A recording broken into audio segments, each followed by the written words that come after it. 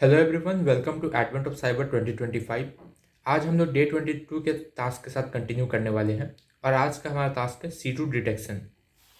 तो मैं अपने टास्क को ओपन कर लेता हूँ। तो यहाँ हमारा टास्क का टैब है एंड यहाँ पे देख सकते हैं हमारा इंट्रोडक्शन दिया हुआ है आज का। तो ये स्टोरी क्या चीज़ है। तो स्टोरी में हमारा आ रहा है कि हमारा जो TBFC है वो पिछले काफ़ी वक्त से बहुत सारे अटैक से होके गुजर रहा है, जो किंग मैलवेयर हमारा कंडक्ट कर रहा है और इसलिए कभी भी कुछ भी हो सकता है और वो लोग फुल अलर्ट पे हैं। अब यहाँ पे ये भी चीज़ है कि जो अटैकर्स हैं वो अपने C2 सर्वर से हमारे विक्टिम मशीन से डेटा कलेक्ट कर रहे हैं वो लोग। तो अब यहाँ पे क्या है, यहाँ पे C2 का बात हुआ है तो C2 का फुल फॉर्म होता है command and control. Command and control क्या होती है? जब भी कोई अटैकर किसी विक्टिम के सिस्टम को कॉम्प्रोमाइज़ करता है तो उससे डेटा चुराने के लिए उसे कोई ना कोई सर्वर बनाना पड़ता होगा, जिस सर्वर पे वो जो भी डेटा वहाँ से चुरा रहा है वहाँ पे सेंड कर पाएगा। उसी सर्वर को हम लोग C2 सर्वर बोलते हैं।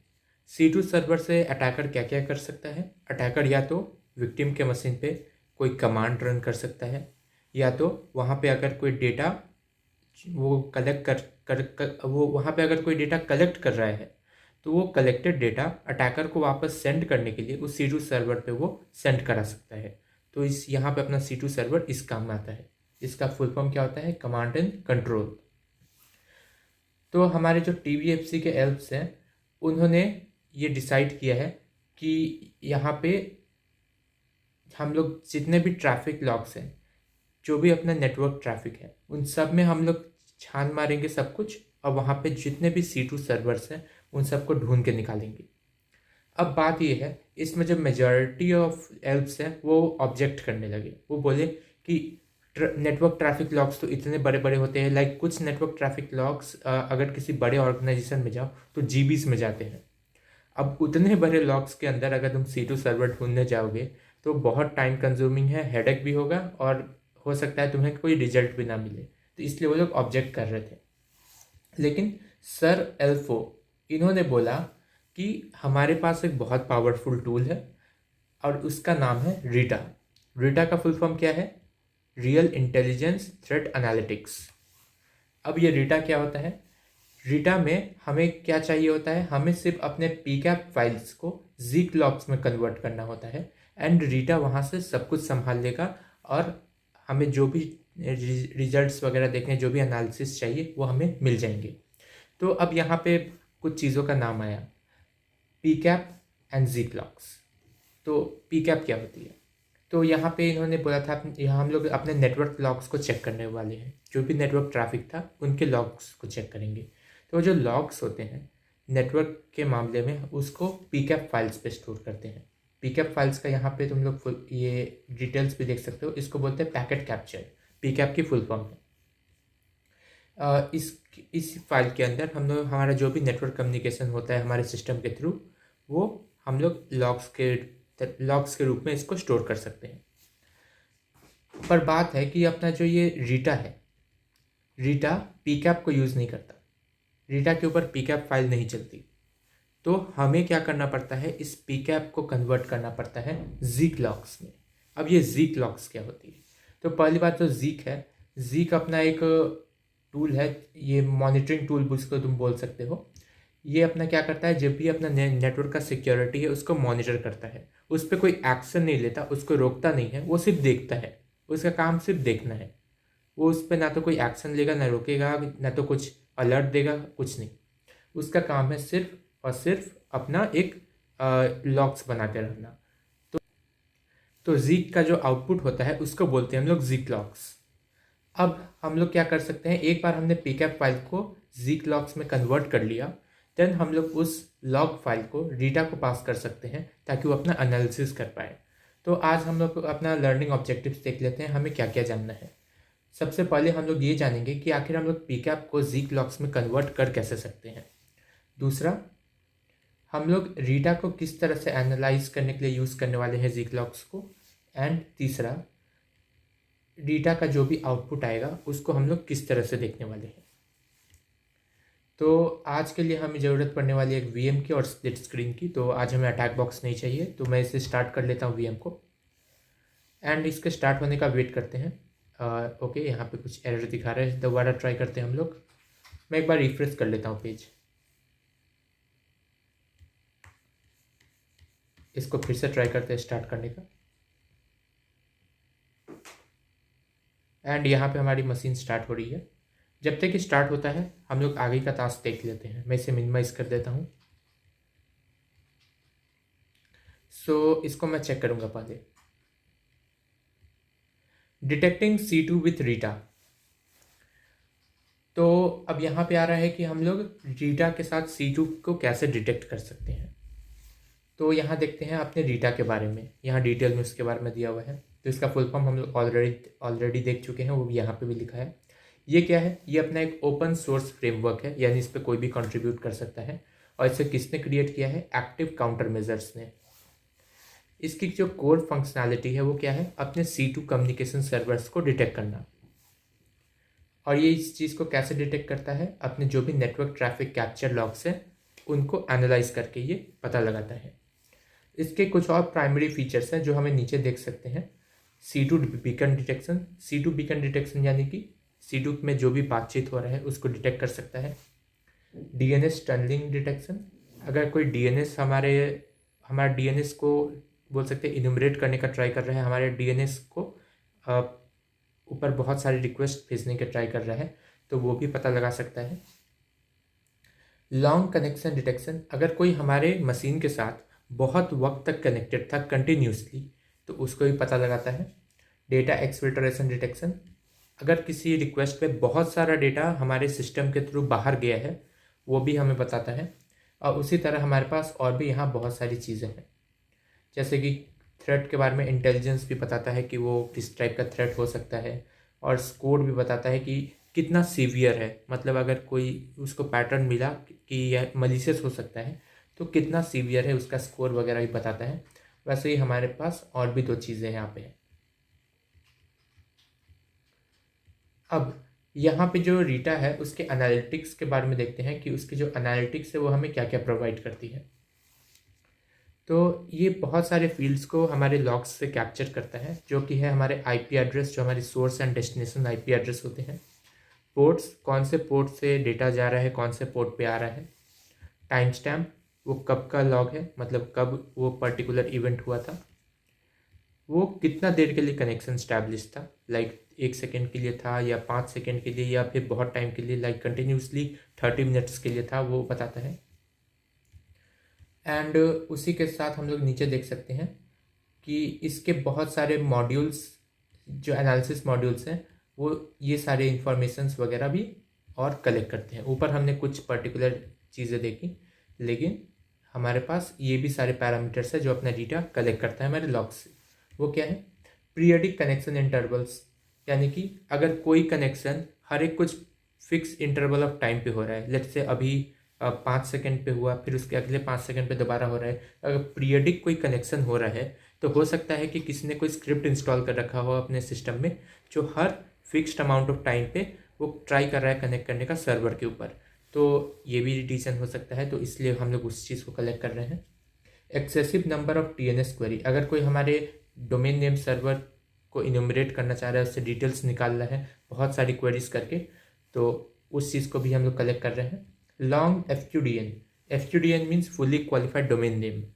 तो जो भी हमारा डोमेन नेम होता है, जैसे यहाँ पे लिखा है ऊपर tryhackme.com, अगर मैं इसको पूरा एक्सपैंड करूँ यहाँ पे, तो ये देख सकते हो, ये जो है अपना, ये फुल्ली क्वालिफाइड डोमेन नेम होता है। इसको अगर मैं www. भी लगा दूँ तो इस कंप्लीट को बोल सकते हो हम लोग, ये जो अपना कंप्लीट है इसको बोलते हैं FQDN, fully qualified domain name. अगर मैं इससे www. हटा दूँ तो ये जो ट्राई हैकमी है, this is called domain name, और ये जो अपना .com है इसको TLD बोलते हैं, टॉप लेवल डोमेन। तो अगर बहुत लंबे ऐसे कोई URL वगैरह हुए जिनमें बहुत ज़्यादा सब डोमेन्स वगैरह लगे हुए हैं, तो वो उनको भी कैप्चर करता है। रैंडम सब डोमेन्स, अगर कोई किसी में रैंडम सब डोमेन वगैरह लिखे लगे हुए हैं, जैसे कि कुछ रैंडम वगैरह लिख दिया किसी ने, तो वो सब चीज़ों को भी मॉनिटर करता है। Volume of data over time, HTTPS and DNS। तो जैसे मैंने बताया कि हो सकता है अपने सर्वर से बहुत सारा डेटा बाहर अगर जा रहा हो, तो वो ये भी देखता है कि कितना वॉल्यूम ऑफ डेटा किसी सर्विस के थ्रू बाहर गया, लाइक HTTPS या DNS के थ्रू कितना डेटा गया है। Self signed short live certificate. अब ये भी होता है कि अटैकर्स कई बार खुद को ऑथेंटिक दिखाने के लिए सेल्फ साइंड या शॉर्ट लिव सर्टिफिकेट्स का यूज़ करते हैं। तो अगर उसने कोई ऐसा सर्टिफिकेट वगैरह देखा तो तुरंत जान जाएगा कि कोई तो मतलब ऐसा कोई मलिशियस पर्पस के लिए उन सर्टिफिकेट्स को यूज़ कर रहा है, क्योंकि सेल्फ साइन सर्टिफिकेट सिर्फ टेस्टिंग वगैरह के लिए यूज़ करते हैं। और प्रोडक्शन वगैरह में अगर तुम्हें ऐसे कोई सेल्फ साइन या शॉर्ट लिव सर्टिफिकेट्स मिल रहे हैं तो कोई मलिशियस एक्टिविटी हो सकती है। Non malicious IPs by cross referencing with public threat Intel feeds और ब्लॉक लिस्ट। और ये अब बहुत सारे IP एड्रेसेस को भी स्टोर करके रखता है जो कि अपने नॉन मलिशियस IPs है। वो पास्ट में कहीं ना कहीं वो मलिशियस डिटेक्ट हुए हैं, तो अगर तुम्हारे लॉग में कहीं वो IP देखने को मिलता है तो तुरंत उसके बारे में बता देगा। तो यहाँ पे लिखा हुआ है कि रीटा जो है वो अपने ट्रैफिक इनपुट के लिए सिर्फ ज़ीक लॉग्स को ही एक्सेप्ट करता है, इसलिए हमें अपने PCAP को ज़ीक लॉग्स में आगे कन्वर्ट करना पड़ेगा। यहाँ ज़ीक के बारे में दिया हुआ है कि ज़ीक एक नेटवर्क सिक्योरिटी मॉनिटरिंग टूल है। ये फायरवॉल या IPS IDS नहीं है। ये फायरवॉल या IPS IDS की तरह उस पर कोई एक्शन नहीं लेता। ये सिर्फ अपने लॉग्स को जनरेट करता है। ये सिर्फ ऑब्जर्व करता है अपने नेटवर्क को और फिर वो जो भी अपना लॉग होगा उसको बना देगा। यहाँ पे देख सकते हैं, और यहाँ पे देख सकते हैं imported packet captures into PCAP format. तो यहाँ पे देख सकते हैं कि अपना जो ज़ीक है वो PCAP फॉर्मेट को भी एक्सेप्ट करता है, ताकि उसको एनालिसिस करके वो अपना ज़ीक लॉग्स में उसको कन्वर्ट कर पाए। तो इसलिए हम लोग ज़ीक का यूज़ करने वाले हैं अपने PCAP को ज़ीक लॉग्स में कन्वर्ट करने के लिए। एक बार हम लोग ज़ीक को अपना PCAP लॉग्स दे दिए तो ज़ीक क्या करता है, उसको एनालाइज करता है और उसके जितने भी इनपुट्स हैं उसको बहुत ही एक स्ट्रक्चर्ड वे में ऑर्गेनाइज करके हमें वापस से देता है, और उसको ज़ीक लॉग्स हम लोग बोलते हैं। क्यों? लेट्स से तुम्हारे पास PCAP फाइल में कुछ पैरामीटर्स दिए हुए हैं, लेकिन उन पैरामीटर्स से हो सकता है तुम्हें ज़्यादा डेटा ना मिले। तो वो क्या करता है, अपना ज़ीक वो उन सारे पैरामीटर्स को एनालाइज करेगा और उनसे कुछ और नए फीचर्स वगैरह जनरेट करेगा, और फिर उन सारे फीचर्स को पॉपुलेट कर देगा उसके अंदर, एंड देन उसको एक बहुत सारे फाइल्स में अलग अलग डिस्ट्रीब्यूट करके अपना एक ज़ीक लॉग्स का फोल्डर बना देता है, जिसके अंदर हम लोग को सारा डेटा देख सकते हैं। बाद में उसको हम लोग रीटा या फिर ज़ीक में ही उसको ओपन करके एनालाइज कर सकते हैं।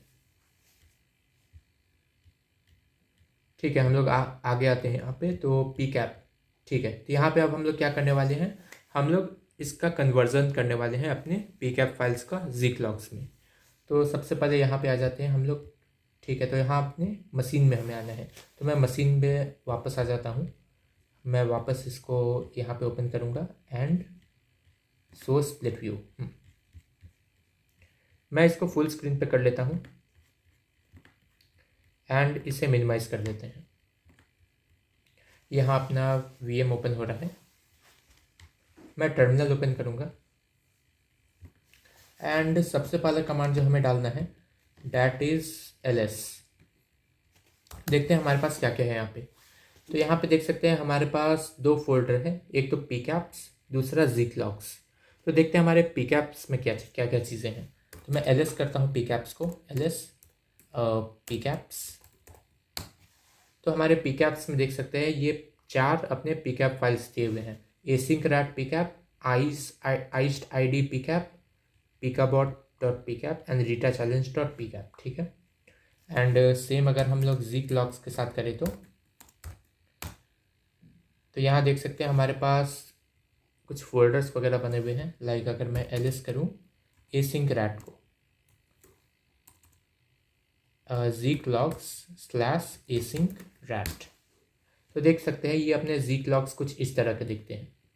यहाँ देख सकते हो अपना जो async rat.pcap है ये एक सिंगल PCAP फाइल था, लेकिन इसी सिंगल PCAP फाइल से यहाँ इन्होंने फोल्डर में आई थिंक ऑलरेडी एक कन्वर्जन कर रखा है, और यहाँ पे देख सकते हो अपने जितने भी लॉग्स वगैरह हैं वो यहाँ पे इतने सारे फाइल्स बन चुके हैं। यहाँ देख सकते हो HTTP का अलग फाइल बन चुका है, नॉन होस्ट्स का अलग फाइल बन चुका है, पैकेट फ़िल्टर की अलग फाइल बन चुकी है। यानी इन्होंने एक बहुत ही कॉम्प्लेक्स पीकैप फाइल का एक सिंप्लीफाइड वर्जन और एक डिटेल्ड वर्जन बना दिया है, जिसके थ्रू अपने एनालिसिस में ज़्यादा आसानी हो। ठीक है, अब यहाँ से आगे प्रोसीड करते हैं हम लोग। एंड ओके, हमें ये कमांड रन करना है, zeek read pcap/async_rat.pcap zeek_log/async_rat। ठीक है, ये कमांड क्या कर रहा है, हम लोग zeek को रन कर रहे हैं और हम लोग इसको कॉल कर रहे हैं रीड pcap। रीड pcap को हम लोग क्यों यूज़ करते हैं, अपने pcap फाइल्स को zeek logs में कन्वर्ट करने के लिए। ठीक है, तो अब इसके पैरामीटर्स क्या क्या होने हैं। तो पहला पैरामीटर है कौन से pcap फाइल को हमें ट्रांसफ़र करना है zeek logs में। तो हमारा यहाँ पे दिया हुआ है async_rat.pcap एंड उसको किस फोल्डर में डालना है, तो zeek_log/async_rat। ठीक है, तो अगर मैं इसे कॉपी करके रन करूँ, एक काम करते हैं, सबसे पहले मैं इसको रीनेम कर देता हूँ ताकि यहाँ पे कन्फ्यूज़न ना हो। ये ऑलरेडी फोल्डर यहाँ पे बनी हुई है, तो मैं ट्राई करता हूँ इसको रीनेम करने का। Move zeek_log/async_rat to zeek_log/async_rat2। ठीक है, अगर मैं अभी ls करूँ zeek logs को, तो देख सकते हैं अब यहाँ पे async_rat नाम से कोई फोल्डर नहीं है। तो अब इसको रन करके देखते हैं हम लोग। इसको मैं एंटर करूँगा एंड ये हमारे async_rat फाइल को रीड करके इसको इस पर्टिकुलर फोल्डर के अंदर ट्रांसफ़र करना चाहिए। यहाँ देख सकते हैं स्टार्टिंग zeek docker कंटेनर और यहाँ पे zeek logs will be save to this folder. अब मैं ls करता हूँ एंड मैं ls करता हूँ zeek logs को एंड देख सकते हैं यहाँ पे अपना न्यू फोल्डर बन चुका है async_rat। तो अब हम लोग इसके अंदर जाके ट्राई करते हैं देखने का क्या है, इसके अंदर है क्या ऐसा। तो ls zeek logs async_rat, तो यहाँ देख सकते हो हमें दोबारा से ऊपर जैसे आउटपुट देखने को मिला था, हमें बिल्कुल वैसे ही यहाँ पे भी आउटपुट देखने को मिल रहा है। तो यहाँ पे हमने दोबारा से इसको कन्वर्ट कर लिया है zeek logs में। नेक्स्ट हम लोग आते हैं यहाँ पे क्या चीज़ है। ओके, तो अब हमें ये बोल रहा है async_rat फोल्डर में जाके ls करने को, तो हम लोग ls कर चुके हैं, हमें कुछ इस तरह का आउटपुट देखने को मिल रहा है। ओके, एंड अब हम लोग आगे आए,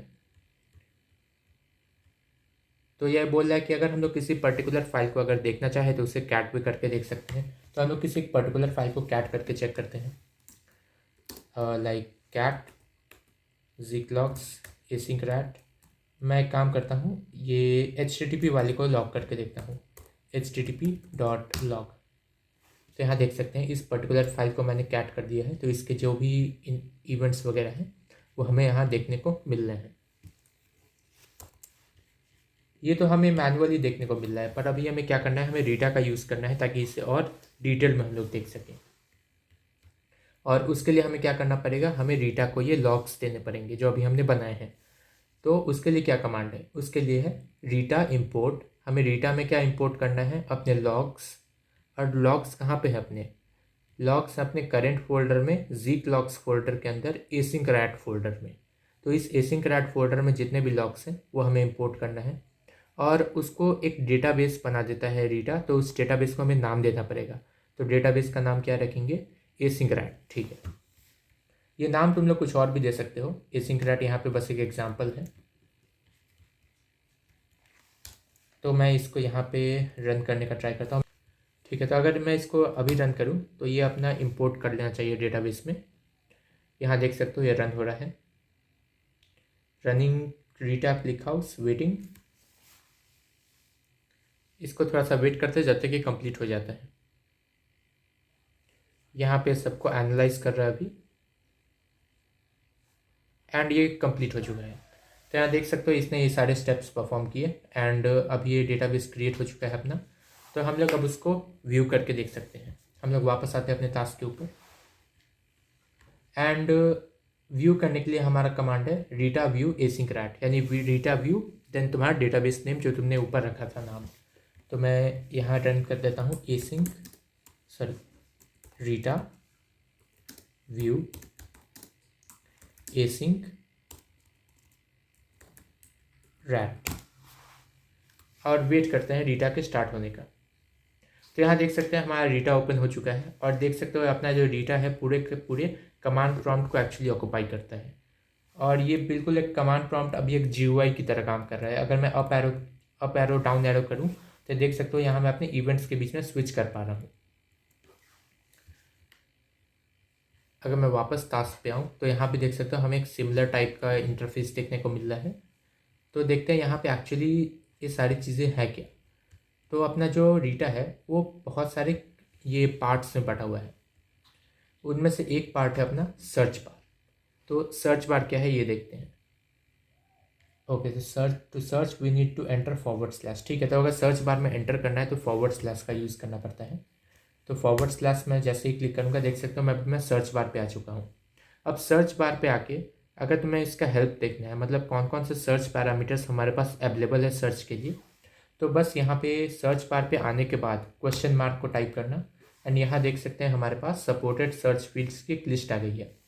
तो अगर हमें सीवियरिटी से सर्च करना है कि सीवियरिटी क्या है, क्रिटिकल, हाई, मीडियम, लो, तो हमें ये पर्टिकुलर फील्ड मेंशन करना पड़ेगा सीवियरिटी। या तो अगर हमें सोर्स IP से सर्च करना है तो SRC है, डेस्टिनेशन के लिए TST, वैसे ही हमारे पास और भी सारे पैरामीटर्स हैं। अगर इसे एग्जिट करना है तो वापस से क्वेश्चन मार्क टाइप करो एंड वापस आ जाओ। फॉर एग्जाम्पल लेट से मुझे सिर्फ वही डेस्टिनेशन चाहिए जिसके IP में ये है, तो मैं क्या लिखूँगा यहाँ पे DST इज इक्वल टू 91.134.150.150। अगर मैं इसको एंटर करता हूँ, ओके ओ सॉरी, यहाँ पे मैंने एक्चुअली में क्या किया इक्वल टू लगा दिया, बट हमें यहाँ पे कोलॉन से सेपरेटेड रखना है। तो मैं वापस से फॉरवर्ड स्लैश पे टाइप करूँगा ताकि मैं सर्च बार पे आ जाऊँ एंड यहाँ पे इसे कर देते हैं कोलॉन पे। अभी इसको एंटर करते हैं तो यहाँ देख सकते हो मुझे सिर्फ एक रिजल्ट मिल रहा है और वो क्या है अपना 91.134 वाला, सिर्फ यही डेस्टिनेशन IP एड्रेस। तो इस तरह से हम लोग अपने सर्च बार को यूज़ कर सकते हैं। तो अभी मैं सर्च बार पे वापस आके इसको इरेज कर देता हूँ एंड एंटर करते हैं ताकि हम लोग वापस से अपने मेन स्क्रीन पे आ सके। ठीक है, तो ये अपना पहला सेक्शन हो गया सर्च बार। दूसरा सेक्शन है अपना रिजल्ट्स पेन। तो रिजल्ट्स पेन अपना ये वाला है। यहाँ पे देख सकते हो severity, source, destination, beacon, duration, subdomain, threat Intel, ये सारी चीज़ें हमें रिजल्ट पेन में देखने को मिलती हैं। रिजल्ट पेन में हमें यहाँ पे एक लिस्ट भी देखने को मिलता है जहाँ पे अपने हर इवेंट के बारे में और भी इंफॉर्मेशंस हैं, जैसे कि ये कितना सीवियर है। तो सीवियरिटी यहाँ नन है, तो आई थिंक ये सीवियरिटी यहाँ पे मिला नहीं हम लोग को कुछ। हमारे पास सोर्स दिया हुआ है, कहाँ से रिक्वेस्ट आया था, कहाँ गया था, डेस्टिनेशन है हमारे पास।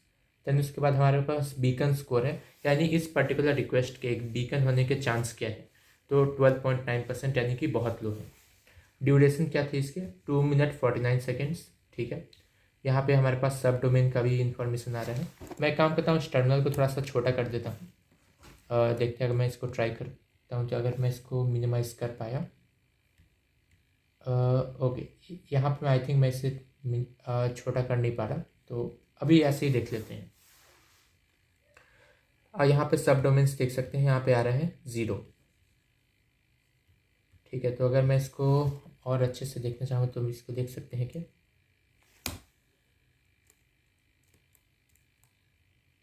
ठीक है, आई थिंक मुझे इसको कंप्लीट देखने में यहाँ पे थोड़ा सा दिक्कत हो रहा है। अगर मुझे डेस्टिनेशन को और डिटेल में देखना है तो कैसे देखेंगे।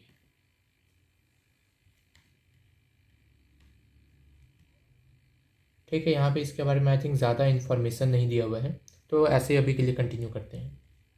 तो यहाँ देख सकते हैं अपने रिजल्ट पेन में ये सारी इन्फॉर्मेशन हमें देखने को मिलती है। उसके बाद हम लोग अपने नेक्स्ट पेन में आते हैं, और वो कौन सा पेन है अपना, हाँ डिटेल्स पेन। डिटेल्स पेन अपना ये वाला है। यहाँ पे उस पर्टिकुलर इवेंट के बारे में थ्रेट बेस हमें डिटेल्स वगैरह देखने को मिलती है, लाइक थ्रेट मॉडिफायर्स वगैरह हो गए, सोर्स हो गया, डेस्टिनेशन ये अपने यहीं से कॉपीड है, लाइक सेम ये यहीं पे रहेगा, यहाँ पे भी देख सकते हो। और उसके बाद थ्रेट मॉडिफायर्स जो है वो है कि जो टोटल रिक्वेस्ट्स थे जो अपने इंटरनल सर्वर से हुए उनमें से कितने रिक्वेस्ट इस पर्टिकुलर होस्ट पे आए। तो यहाँ 2/2 आ रहा है 100%। फिर उसके बाद अपना फर्स्ट सीन, ये पर्टिकुलर रिक्वेस्ट पहली बार कब देखा गया था, तो 1 मिनट अगो। फिर उसके बाद रेयर सिग्नेचर। रेयर सिग्नेचर यानी ये जो पर्टिकुलर ये डोमेन है, इसका सिग्नेचर बहुत ही ज़्यादा रेयर है, लाइक ऐसे आमतौर पे देखने को नहीं मिलता।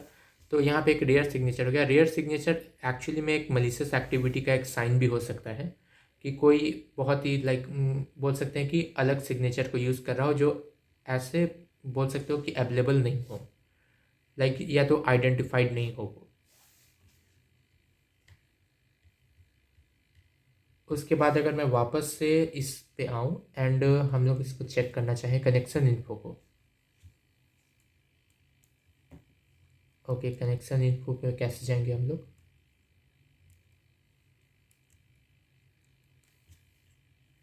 इसको मुझे थोड़ा सा स्मॉल करना पड़ेगा, अदरवाइज हमें दिक्कत होगी।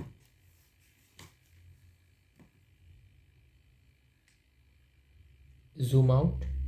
ओके, हाँ ठीक है। तो अगर जूम आउट करना हो तो व्यू पे जाके जूम आउट पे क्लिक कर देना, ये थोड़ा सा जूम आउट हो जाएगा। तो अभी हमें थोड़ा सा क्लियर व्यू देखने को मिल रहा है। यहाँ पे अगर मैं वापस आऊँ तो कनेक्शन इन्फो है हमारे पास।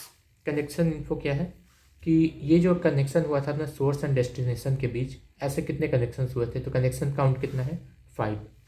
दूसरा चीज़, कितना डेटा गया अपने सोर्स से डेस्टिनेशन पे, टोटल कितना डेटा गया, तो 40 MB के अराउंड बहुत सारा डेटा गया। तो हम लोग बोल सकते हैं कि ये कुछ डेटा एक्सफिल्ट्रेशन का केस हो सकता है, कि अपने लैपटॉप से या फिर अपने डिवाइस से इतना डेटा इस पर्टिकुलर पोर्ट पे गया है, इस पर्टिकुलर यूआरएल पे गया है। उसके बाद यहाँ पे देख सकते हैं कौन सा पोर्ट यूज़ हुआ है इस ट्रांसफ़र के लिए, तो पोर्ट यूज़ हुआ है 443 का, जो कि अपना HTTPS की पोर्ट होती है। हमारा जो प्रोटोकॉल यूज़ हुआ है वो है TCP एंड SSL के साथ भी इसको यूज़ किया गया है। तो HTTPS है, डेट्स वाई यहाँ पे SSL भी अपना लगा हुआ है। ठीक है, तो हम लोग आगे बढ़ते हैं। ये था अपना डिटेल्स पेन। तो थ्रेट मॉडिफायर्स हमने देखा कि अगर URI मिसमैच वगैरह अगर कुछ हुआ तो वो भी डिटेक्ट करता है। रेयर सिग्नेचर हो सकता है कि अटैकर्स वगैरह कुछ करने की ट्राई कर रहा हो, तो वो भी चीज़ है यहाँ पे। प्रिवलेंस यहाँ पे है कि अपना जो ये जो नंबर ऑफ इंटरनल होस्ट्स हैं जो पर्टिकुलर किसी एक्सटर्नल होस्ट के साथ कनेक्ट करना चाह रहे हैं, वैसे कितने रिक्वेस्ट्स हैं, ये उसकी लिस्ट बताता है। और अगर परसेंटेज बहुत लो हो इंटरनल होस्ट का जो एक्सटर्नल होस्ट से कम्युनिकेट कर रहा है, तो सस्पिशियस हो सकता है। क्यों? मान लो कि तुम्हारा जो सिस्टम है वो जो तुम्हारा इंटरनल सिस्टम है, जो तुम्हारा अपना लैपटॉप है, वो किसी बाहर के यूआरएल के साथ कभी कभार कुछ बात कर रहा है, लाइक डेटा सेंड कर रहा है। सोर्स तुम्हारा ये क्या बोलते हैं आईपी है, एंड डेस्टिनेशन वो यूआरएल। तो तुम्हारा लैपटॉप बाहर बस डेटा भेज रहा है और उसकी तरफ अंदर की तरफ कम चीज़ें आ रही हैं। ये थोड़ा सस्पिशियस हो सकता है, क्योंकि तुम्हारे पास से, तुम्हारे लैपटॉप के पास से बस डेटा जा रहा है, आ नहीं रहा है उतना। तो ये एक बोल सकते हो कि एक सस्पिशियस बिहेवियर है। तो प्रिविलेंस से हमें वो भी एक देखने को मिलता है। दूसरा है फर्स्ट सीन।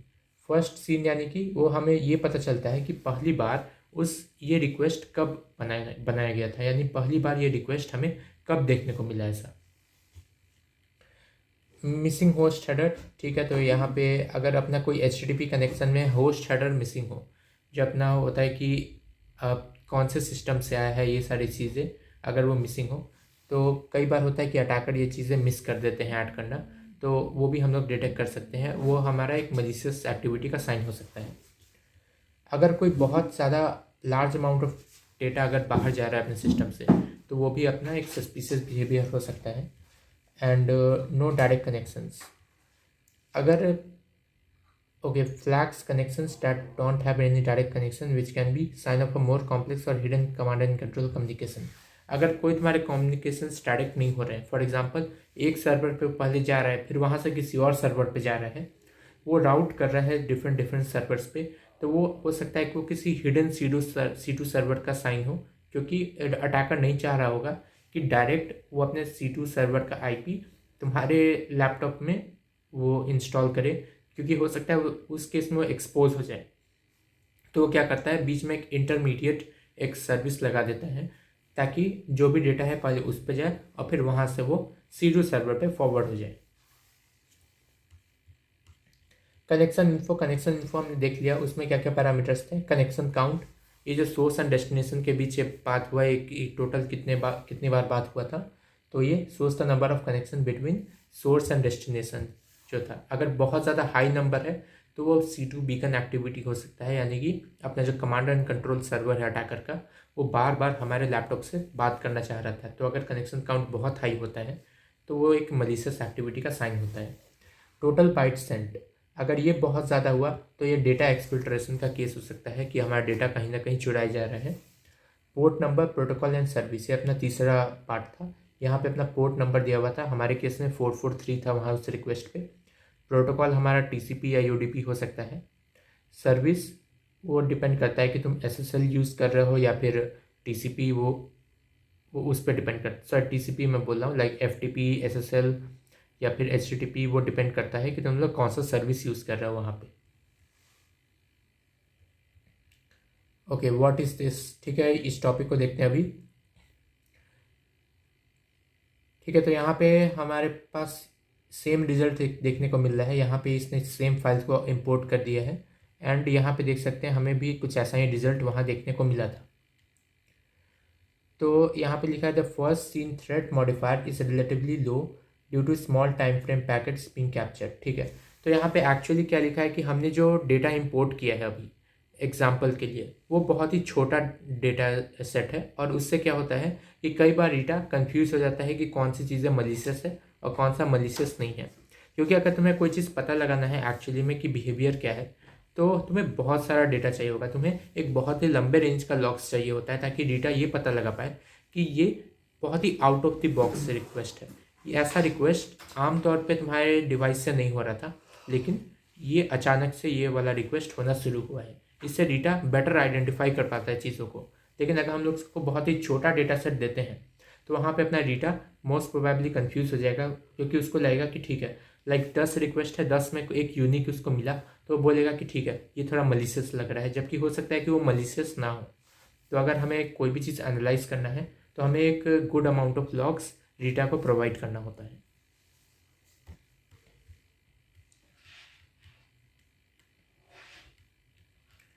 ठीक है, तो यहाँ पे हम लोग इस पर्टिकुलर चीज़ों को मतलब इस पर्टिकुलर हम लोग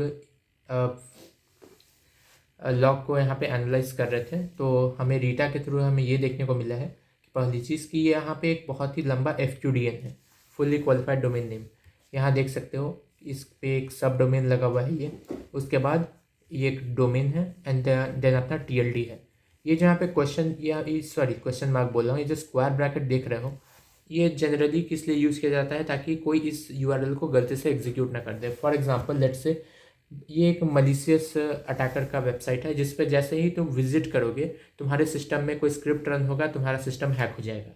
अब ऑफ कोर्स तुम ऐसे किसी URL को आमतौर पे तो शेयर करना नहीं चाहोगे, तो इसके लिए हम लोग क्या करते हैं, जो डॉट्स वगैरह हैं, इन डॉट्स पे हम लोग ऐसे स्क्वायर ब्रैकेट्स लगा देते हैं ताकि गलती से अगर किसी ने ये स्क्रिप्ट कॉपी किया होगा, ये URL कॉपी किया होगा एंड गलती से जाके यहाँ एड्रेस बार पे कुछ और पेस्ट करने गया, लेकिन वो भूल गया था कि ये चीज़ पेस्टेड है एंड पेस्ट करके एंटर दबा दिया, ऐसे में क्या होगा, देखो सर्च हो गया, ये विजिट नहीं किया इसके ऊपर, क्योंकि यहाँ इन स्क्वायर ब्रैकेट्स की वजह से URL का फॉर्मेट यहाँ पे बिगड़ चुका है।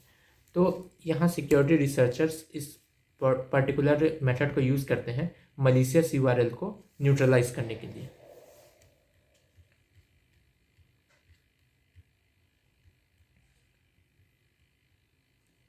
ठीक है, तो यहाँ पे हमारे पास तो एक लॉन्ग FQDN हमें देखने को मिला था, तो ये अपना मलिशियस बिहेवियर हो सकता है। लॉन्ग FQDN मतलब ज़रूरी नहीं कि मलिशियस हो, वैसे बहुत सारे अपने सब डोमेन्स और URLs वगैरह होते हैं जो थोड़े लंबे होते हैं, बट वो ज़्यादातर अपने सेफ होते हैं।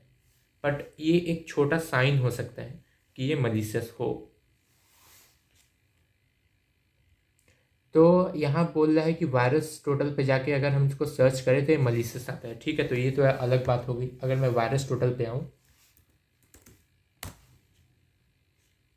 एंड हम लोग ट्राई करते हैं इसको इसके ऊपर सर्च करने का, URL पे मैं जाता हूँ एंड इस URL को हम लोग एंटर करते हैं। सर्च अगर मैं करूँ, यहाँ देख सकते हैं ये मलिशियस आ रहे हैं, तो ये ऑफ कोर्स यहाँ पे मतलब मलिशियस था और हमें उसके बारे में यहाँ पे इंफॉर्मेशन देखने को मिल चुका है। ठीक है, हम लोग आगे आते हैं। अभी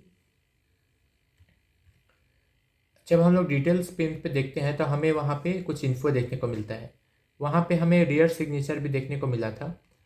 तो this inclusion indicates that the combination of certain parameters related to this connection is uncommon compared to the rest of the analyzed HTTPS traffic। तो यहाँ पे रेयर सिग्नेचर से हमें ये देखने को मिला था कि जो बाकी के अपने रिक्वेस्ट्स वगैरह हुए थे वो उनसे अपना ये जो पर्टिकुलर रिक्वेस्ट है वो बहुत ही अलग देखने को मिला। तो रेयर सिग्नेचर का ये मतलब होता है। Malware or C2 connection often create unique TLS handshake patterns that differ from those browsers and legitimate clients।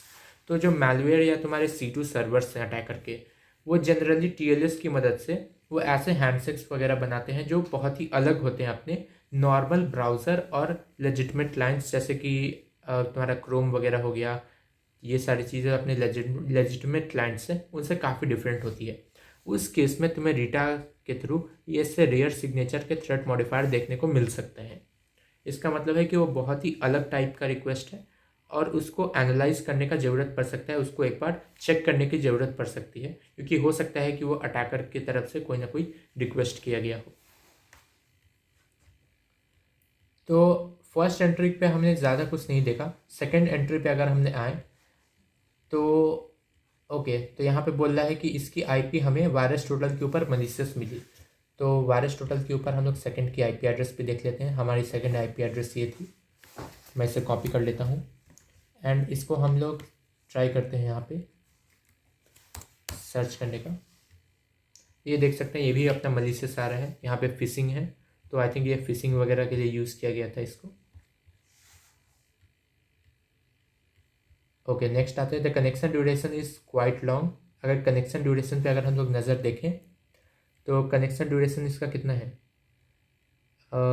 हमें देखने को मिल रहा है क्या? हाँ देखो, 15 मिनट 29 सेकेंड। साढ़े 15 मिनट तक ये कनेक्शन बना रहा। ऐसे कनेक्शंस जनरली ये क्या बोलते हैं, कॉमन नहीं होते हैं। इतना लंबा कनेक्शन तभी हो सकता है जब तुम्हारे लैपटॉप से या तो बहुत ज़्यादा डेटा बाहर जा रहा हो, नहीं तो कोई अटैकर तुम्हारे सिस्टम पे कनेक्शन मेंटेन रख रहा हो। तो यहाँ पे देख सकते हो अपना डेटा कितना बाहर गया है, 1.52 MB का ही डेटा एक्सचेंज हुआ है। तो डेटा तो बहुत ज़्यादा नहीं है कि 15 मिनट लग जाए उसको सेंड करने में। इसका मतलब हो सकता है कि कोई अटैकर यहाँ पे एक कनेक्शन स्टैब्लिश करके मेंटेन रखा था ताकि वो चीज़ों को या तो कमांड वगैरह सेंड कर पाए, नहीं तो और चीज़ें उस पर परफॉर्म कर पाए। The ports mention are non standard ports. ठीक है, तो थर्ड इन्फॉर्मेशन है। अगर हम लोग पोर्ट सेक्शन में देखें तो देख सकते हो यहाँ पे पोर्ट्स कौन कौन से यूज़ हो रहे हैं, 7000 एंड 3232। ये जो अपने पोर्ट्स है कॉमन पोर्ट्स नहीं होते हैं। तो ये सारे पोर्ट्स बहुत ही रैंडम और आर्बिट्ररी पोर्ट्स बोल सकते हो इनको।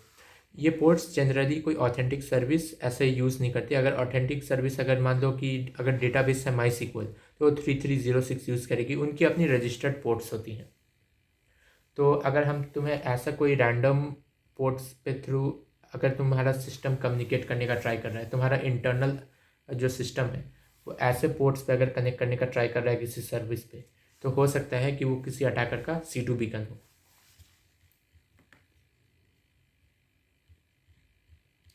ओके, तो अब हमें क्या करना है, हमें जो अभी तक हमने किया वो सेम काम हमें करना है रीटा चैलेंज डॉट pcap के साथ। तो अब हमें रीटा चैलेंज डॉट pcap भी एक दी हुई है, हमें सेम उसको भी zclocks में कन्वर्ट करके उसको एनालाइज करना है एंड आई थिंक हमें ये क्वेश्चंस को आंसर करना है उसके थ्रू। देन हम लोग आगे बढ़ते हैं। मैं वापस आता हूँ एंड हमें पहले तो इसको एग्ज़िट करना पड़ेगा। तो एग्ज़िट करने के लिए क्यू, ओके, तो क्यू दबाते ही हम लोग यहाँ से एग्ज़िट कर जाएंगे रीटा से। एंड देन हम लोग को क्या करना है, सबसे पहले तो अपने जीक को यूज़ करके इस pcap फाइल को ट्रांसलेट करना है। तो pcap फाइल का नाम है इस बार Rita challenge dot pcap and इसको हम लोग ट्रांसफ़र कर देते हैं लेट्स से रीटा के अंदर। zclock/रीटा में मैं इसे सेव करूँगा। वेट करते हैं, तो ये कन्वर्ट हो चुका है। सेकेंड पार्ट हमें क्या करना है, हमें रीटा को ये लॉग्स देने हैं। तो मैं बोलूँगा RITA import dash dash logs, then logs का मैं पाथ दे दूँगा मेरे होम डायरेक्टरी से।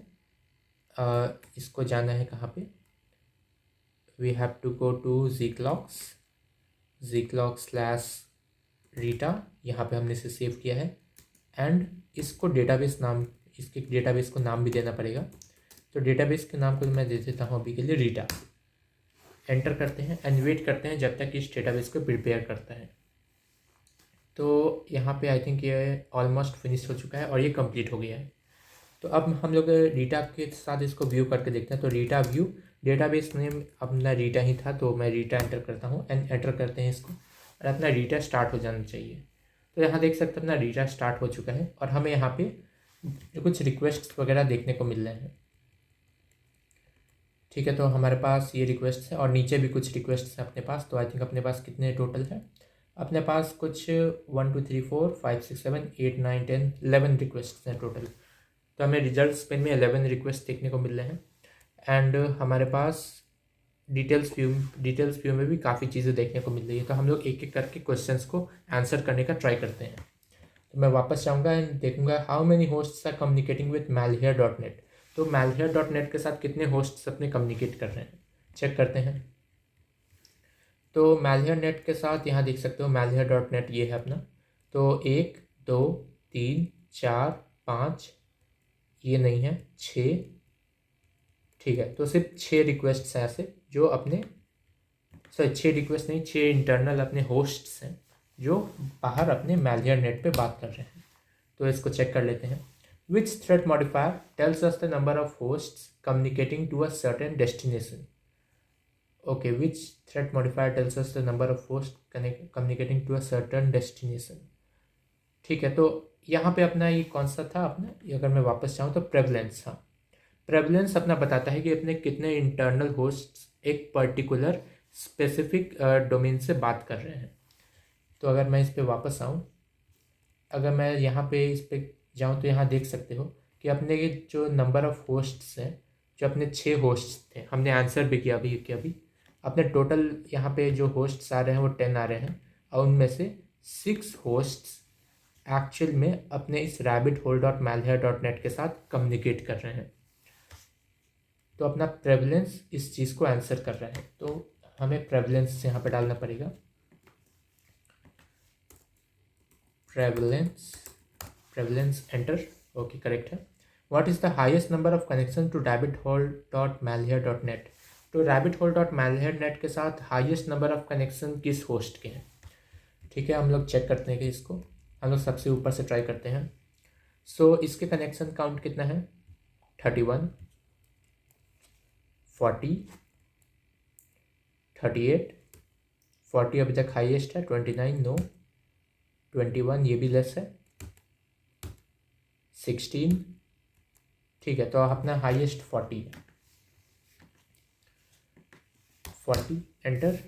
Okay, which search filter would you use to search all entries that communicate to rabbithole.malhere.net with a beacon score greater than 70% sorted by connection duration descending? Okay, तो अब हमें I think search parameters पे query बनानी है।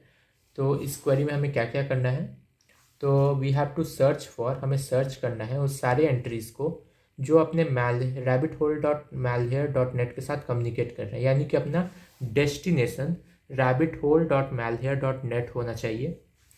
And अपना beacon score जो है वो होना चाहिए ग्रेटर दैन 70%। और इन सब को हमें कैसे सॉर्ट करना है, अपना जो कनेक्शन ड्यूरेशन है उसको सॉर्ट डिसेंडिंग ऑर्डर में सॉर्ट कर देना है। तो हमें 3 चीज़ें करनी है। तो वापस आते हैं हम लोग एंड उसके लिए हमें पहले सर्च पे जाना पड़ेगा। सर्च पे आके हम लोग क्वेश्चन मार्क पे जाते हैं कि हमारे पास क्या क्या चीज़ें हैं। तो यहाँ देख सकते हो सबसे पहले तो डेस्टिनेशन के लिए हमें DST मेंशन करना पड़ेगा ताकि डेस्टिनेशन लोग फिक्स कर सकें। यहाँ पे बीकन स्कोर भी हमें देखने को मिल रहा है, तो बीकन स्कोर के थ्रू यहाँ पे बीकन लिखा है एंड यहाँ पे हम लोग greater than less than use कर सकते हैं ताकि हम लोग को स्कोर असाइन कर सके। तो ग्रेटर दैन इक्वल टू हम लोग यूज़ कर सकते हैं 70% ताकि हमें उससे ज़्यादा ही बीकन स्कोर वाले रिजल्ट्स देखने को मिले। उसके बाद हमारे पास सॉर्टिंग के लिए क्या चीज़ है, सॉर्टिंग,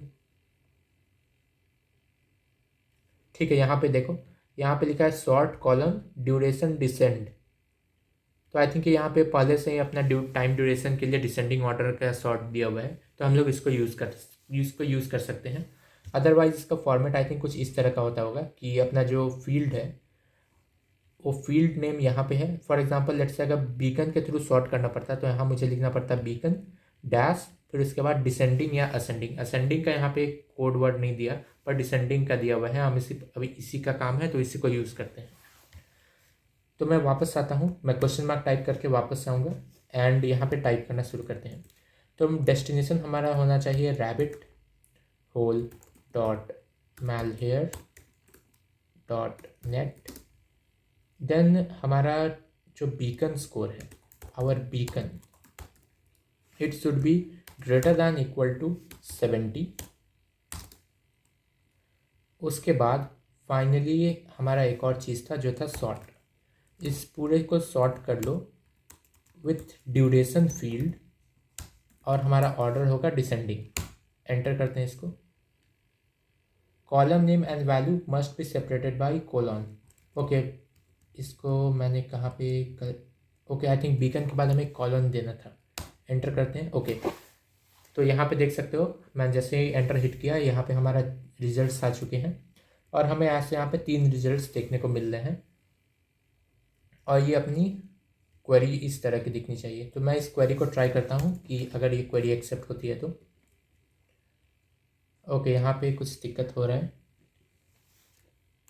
अगर मैं इसको इरेज कर दूँ तो destination colon rabbit hole dot malware dot net beacon is equal to or greater than equal to 70 and sort with duration dash descent. Okay, correct.